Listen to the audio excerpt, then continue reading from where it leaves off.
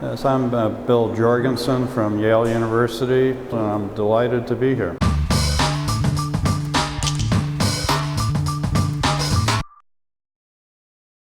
So my background is in computational chemistry, so I'm known for doing computer simulations, originally of very simple systems like liquid water.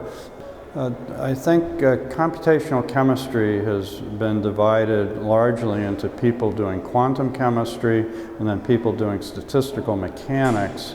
The statistical mechanics people includes molecular dynamics, and that's usually done on larger systems. So I think both of these areas will continue. The people doing the statistical mechanics and molecular dynamics do have the advantage that they can work on extraordinarily complicated systems where the quantum chemistry is restricted to smaller systems, but it's very important because of its accuracy. The other thing that's happening now, though, is a very enhanced interest in what's called machine learning and artificial intelligence, and those are also growth areas in computational science.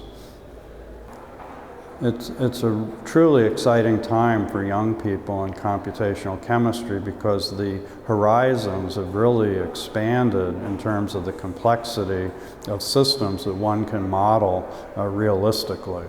So I think I see many young people showing interest in computation.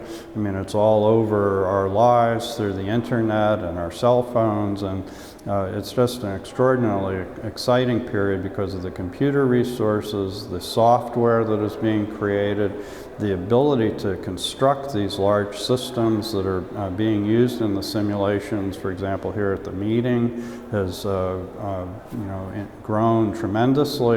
So the horizons are just huge for making predictions from computations that can then merge with experimental studies on an incredible array of systems that are important to the scientific and economic future of our countries.